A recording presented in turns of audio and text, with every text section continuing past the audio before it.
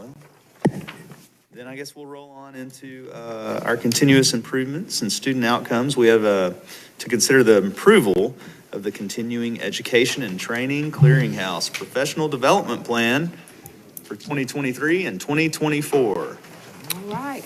Per state law, we are to provide y'all an overview of the professional development plan for this next school year.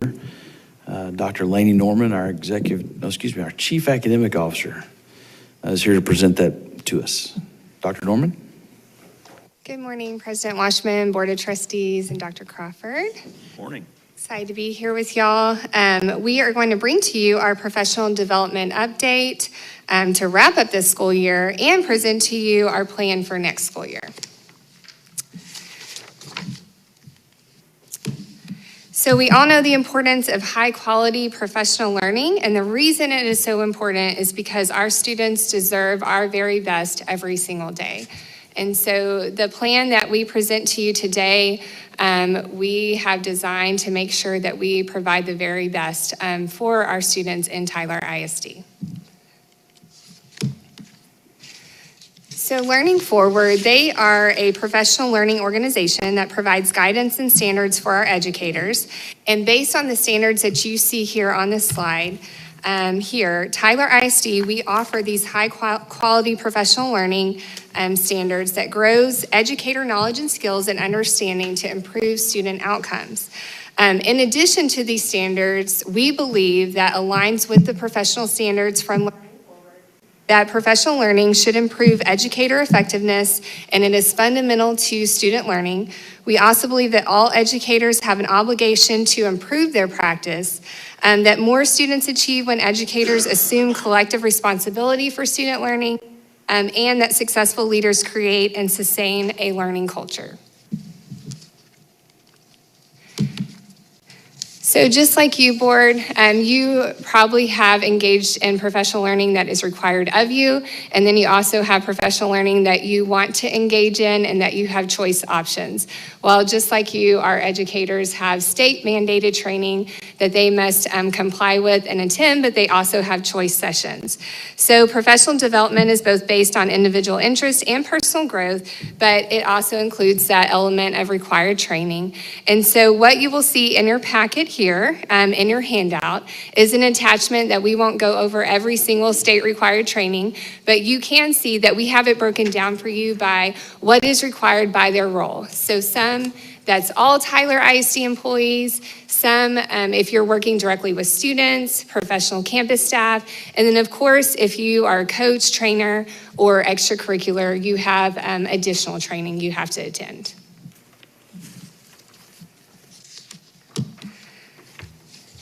So in addition to the state required training, we also have choice training, and we are wrapping up the school year with some of that training. And so this is an exciting time as we wrap up. We have our 2 professional learning days at the end of May. You'll see here on this slide that on May 30th, we have all of our secondary teachers that come together. We also have on May 31st, all of our elementary teachers. And on this day, we're gonna offer 125 sessions per day. In addition, as you guys know, we are transitioning to iReady, and that will be a big focus for our teachers that are K-8 math and reading teachers, and that focus will be on getting them ready for next school year for the universal screener or diagnostic and the personalized learning that they're going to engage in. In addition, there's going to be some choice sessions. And then this is just a fun fact. I can tell you that when I transitioned here, I've been in a couple of different districts, and I've been just so impressed by what we offer here in Tyler ISD and professional learning. If educators want to grow, and we hear that over and over again, the quality of professional learning is just amazing. And so from last June to May 20th, we have offered over 900 professional development sessions. And so that's something to be celebrated in our district, and that is something that we hear over and over again why educators choose us. Okay, so sliding into summer professional development. So we have a new addition. We listen to our teachers, and you guys know that New teachers, when they come here, there's a lot of required training. And so they try to hit the ground running. They could be moving to Tyler, new to Tyler, and they could be new to the profession. And there's so much they have to get done as they're starting the school year. And so they ask, can they start the training in the summer? So we listen and we have a new addition. New teachers will have the opportunity to complete select state and district required training prior to the school year. So we've made that adjustment and we're excited to offer that. And again, we'll continue to focus our state mandated mentor training for new and returning mentors and administrators. And then of course, we will promote our service centers choice learning. Any teachers that want to continue their professional development over the summer, we have some amazing opportunities from the different region centers that we will promote and we share with principals, and our teachers will attend over the summer.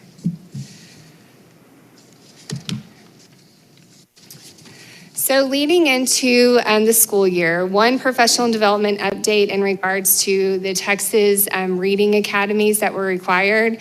As you can see here, we have an update on how many learners we've had go through the reading academies. We want to, and we will continue to see that number decrease. From 2020, we had 267 learners. This past year, we had 115 learners. And so as the state gets, certified in the reading academies, we'll see that number go down. But the latest update, of course, after you guys approved our instructional calendar and the entire state was notified that we can no longer offer what they call the blended reading academy model. We now, along with every other district in the state of Texas, has to offer what they call a comprehensive model, and that means that it has to be in person and that you have to offer 10 days of professional development in the reading academies.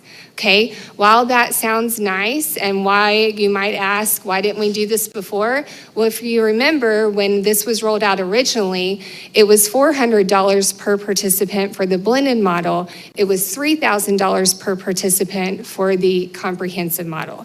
So obviously, districts were kind of forced to go the blended model. But they saw that there were many reasons why they are shifting to the comprehensive model, and so now everyone will be required to do that. So we have prepared a calendar for next school year. This means that our new teachers will be pulled some days out of the classrooms with subs to get this learning. And then we'll utilize some of our professional learning days that they'll come and get their reading academy So are you saying that they certification. realized that in-person learning was more effective than virtual learning? That is correct, yes, Wow. yes. Yes. So do we pay the $3,000 per teacher now?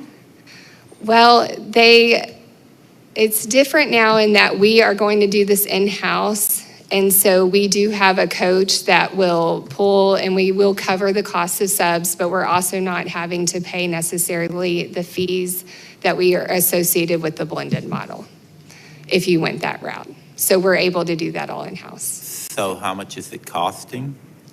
I would have to get you the exact Okay, number. so are we paying, it's not the 3,000, I hope. No, it's more like we're paying somebody to Paying come for in the and subs. train our people. Okay. And then when they're out training, we're paying the subs. How many days? You said some days are PD days, some days are actually instructional days. How many instructional days are a teacher going to be out? 7 days. So 7, what's it cost for a sub on average? 85 a day, so 7 times 80, 85 per teacher? Okay, 100 per. So there you go. So there's $700. How many teachers do we think we're gonna have to do on this? Not sure at this time. Okay. Wow. Let's just say it's 100. 100? 10? Okay. That's right. Okay, so let's just say 10. So 10 times 700. I mean, it gets expensive. So it's not going to be 3,000 per, but it's still going to be a decent cost. But it's 7 days for 7 subs. each. That's right. And that's 7 days out of a classroom So when that's they're new actually teachers providing missing instruction. 7 days out of the classroom. That's correct. Now, another benefit of the in-person model that compared to the blended is in the blended model, it was all online. But part of the requirement is we will actually go and visit their classroom and see them applying the learning, and they will get coaching from our person in our department, coaching them on their learning. And so that requirement is 2 visits per semester per participant. So that is one of the benefits, to your point, of the learning being applied. So, all right. Okay, so on a positive note, we all know the challenges facing new teachers. You guys advocated this week. We led the way in East Texas on the challenges with the teacher shortage. And we all knew that we had to support our teachers in a different way. These times in public education are challenging, and the way with, teachers coming into the profession, that we can't just, train them in August and wish them the best. It has to be continued support in what we're calling a multi-layer approach. And so we have redesigned how we are supporting teachers new to the profession, new to Tyler ISD, and we're excited to share that plan with you today. We know that ongoing coaching that is targeted to their needs, that is job embedded, is the way that we are going to keep and retain our teachers, and that is how we're going to support them. So you will see here that it all starts with how we welcome them in August, and that is just one part of our new redesign. You'll see that we kick off this week with those that are new in our phonics training, but we have all new to the district teachers. We welcome them on August 1st and 2nd, and then we start what we call our Beginning Teacher Academy on August 3rd and August 4th. And what is different about this redesign is that we surveyed, we observed, and we asked, what do you need? And so these days will be focused on classroom management and the academic tools they need to start the school year off strong. And so I won't go into details, but you guys know exactly what that means. And so that is what that week is designed around. But we know that we can't stop there. So for anyone that is a new teacher, you see that we start off strong in August and September, but that learning and that support will not stop. It will continue. And that target professional learning is what we're calling just in time, right when you need it. It will involve instructional coaching, support, targeted professional development will be continued throughout the school year with that wraparound support continuous for our new teachers in Tyler ISD. And so we're excited about this strategic plan and support for the new teachers and all that this entails and the hard work that's been put into this plan. And we're excited to roll that out this year.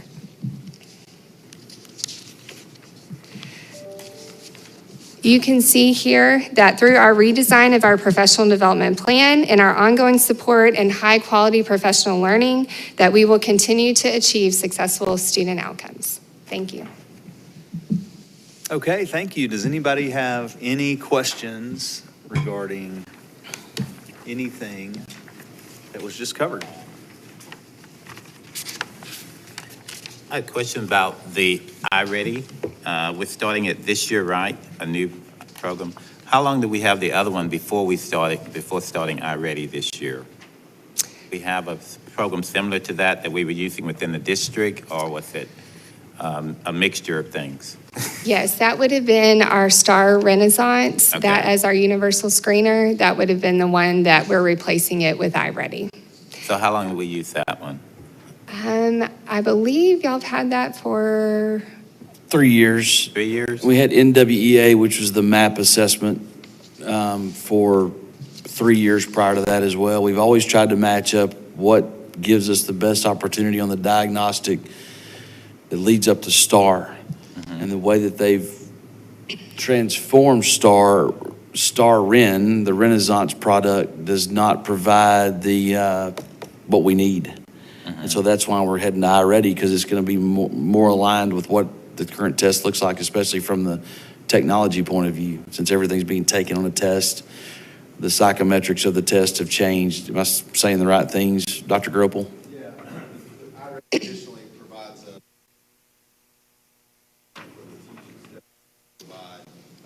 individualized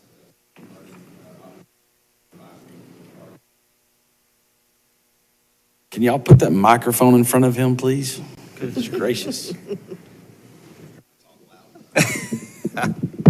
Yes, so as I was saying, the iReady provides a more individualized student approach from a teaching side of things. It provides some additional resources for our staff based off of the diagnostic assessments that students will be provided, and we weren't getting that same level of support from Star Renaissance as well. So we've been using iReady as a district for our House Bill 4545 students this year.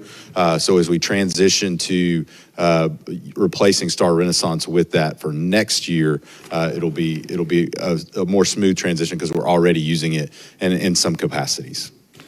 Yeah, the strategy is to bundle all of this. Is it for our mid-year, our beginning of the year, mid-year, and end-of-year assessment, and then the products for learning support and remediation that goes in between those time periods, trying to give all the resources and tools that we possibly can to our teachers that ultimately align with what the new STAR test looks like. So we're going to be tech savvy enough to go through it. It's not going to be that much of a change from what we are. It's just it's a brand more than anything. It doesn't look similar, but obviously it's a tech program.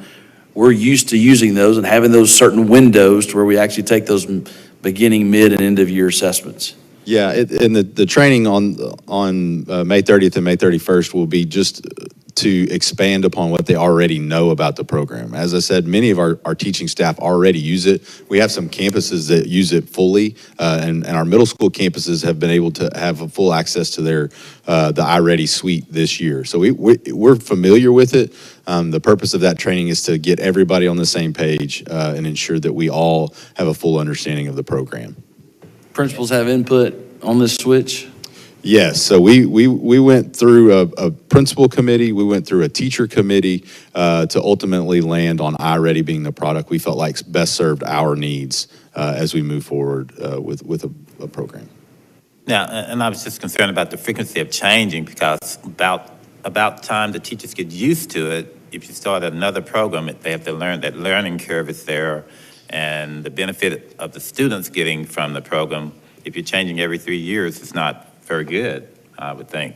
But I guess we're doing it in response to the change in the state testing, which we're trying to... We're trying to stay ahead of the game, and that this product we feel like gives us the best opportunity to do that. Okay. A question for professional development. Are we offering a mental health component, especially to try to retain new teachers or keep them encouraged? Are we offering a component where they have a mental health section? Yes, we actually have a session that first week designed that they're actually coming out specifically to talk to them about how we're taking care of them, how to take care of yourself, some things to do. And then we have some intentional things that we're going to do throughout the year to bring them together to help support them that are outside of what we're doing in academics.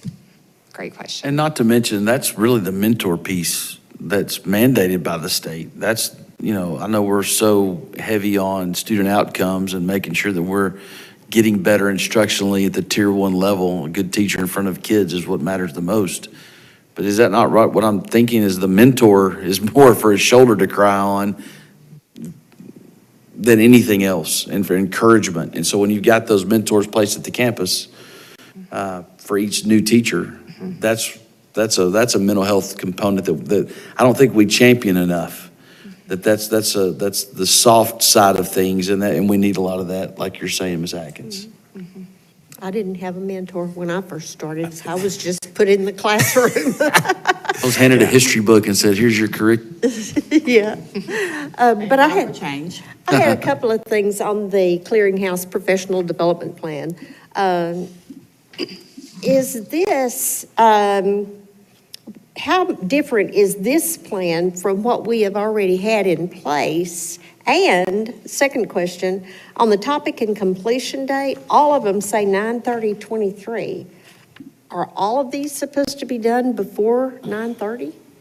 Wow. Yeah, great question. There really were no changes compared to what y'all have passed in the past, but we did have to go through the review process, and we did do that. Yes, we do have to complete them because a lot of them, as you can see, require us to be trained, as quickly as we can before, the school year starts and we're interacting with students. And so, yes, great question. Mr. Bo, can you go back to that calendar? We got some start dates and keep going. Oh, there you go, that's fine. So look at that on the left, that new teacher induction week. That's early, that's July. So the finesse on this whole thing is trying to figure out when you start them, when you get all the content delivered to them so that it can be available for instruction right now, as opposed to spreading it out throughout the year. And we do have some other things that are spread out throughout the year as well. It's a continuum. But also we have contract days that we have to satisfy. We don't like pulling teachers out of classroom when the instruction needs to be delivered. Everybody wants 16 or 17 days at Christmas. They want spring break. They want Thanksgiving. They want the 10 days or 9 days at Thanksgiving. And then what really condenses the calendar is that everybody wants to be done by Memorial Day. So we have so much to work with. I know that everybody looks at that and goes, oh my gosh, that's July 31st. That's July. We don't like it either. But here's what I say to new teachers. Come into the profession, stick with us, and you don't have to start July 31. Once you get into this, you're not starting on July 31st, and that's just something that kind of shocks us. Question about how is this going to look for a new teacher on a campus? You said there's going to be a mentor working with the new teacher. Will it be a one-on-one, or will it be a group session type deal where they pull all the new teachers together, or how will that kind of look? Great question. So they're assigned a mentor, and those sessions are one-on-one. Okay. Yes, and then, of course, we also have the additional mentor on campus, but they are assigned one from the district level that goes out and meets with them one-on-one. Okay. And then the classroom management, I'm glad to see that component. I hope they really, really learn that, because that's part of the problem when you have those 21 kids in that room and you can't control the class, so you can't really teach very well. And on some campuses, it's much more difficult than others. So that's going to be good. I hope they listen. Thank you. And it works. Okay, any other comments or questions? Thank you. Thank you. Well done. Okay, moving on we have a few action items. We do need to approve that plan, Oh, please. sorry. That's a state law requirement for that to happen. We are considering approval. There you go. I'll take a motion to approve our plan. I move that we approve the continuing education and training plan. Thank you. Do I have a second? Second. Okay, all in favor say aye. Aye. Aye. All opposed? The ayes have it. The motion carries. Plan is approved. Okay, the first action item we have is to consider approval of Head Start funding application for the 23 and 24 school year. Yeah, these are boilerplate items. Tyler ISD does receive support from the feds in the form of Head Start. Y'all are all familiar with that. These next three items are all boilerplate items to kickstart the 23-24 school year so that we can have Head Start. Okay, I'll entertain a motion on item A. I'll move we approve item A. Do I have a second? Second. All in favor say aye. Aye. All opposed? The ayes have it. The motion carries. I'll consider a motion on the approval for a supplemental funding of Head Start and cost of living adjustments, COLA, and the quality improvement application. I move we approve COLA. All right. A second. All in favor say aye. Aye. Aye. All opposed? Ayes have it. COLA is approved. Now we will consider the application, approval of Head Start annual program self-assessment for 2022 and 23 and the improvement plan for 23-24. So move. All right, do I have a second? Second. All in favor say aye. Aye. Aye. All opposed? Ayes have it. Motion carries. Moving on, we are going to go into executive session. And Might have a little action to follow? Correct. Okay. Thank you.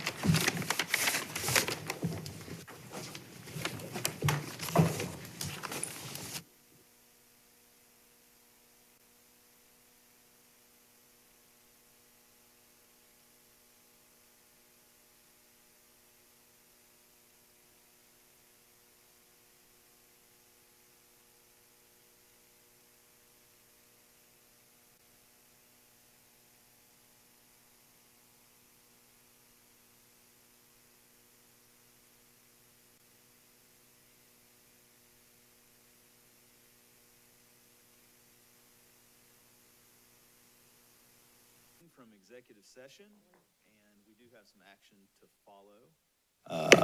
I will entertain a motion on action on the employee level 3 grievance pursuant to the policy DGBA. Do I have a motion on that item? I move we approve the administration's level 2 decision. Thank you, Mr. Berkfeld. Do I have a second? I'll second. Okay, all in favor say aye. Aye. All opposed? The ayes have it, and the motion carries. The only thing left is a motion for adjournment. I move we adjourn. Second.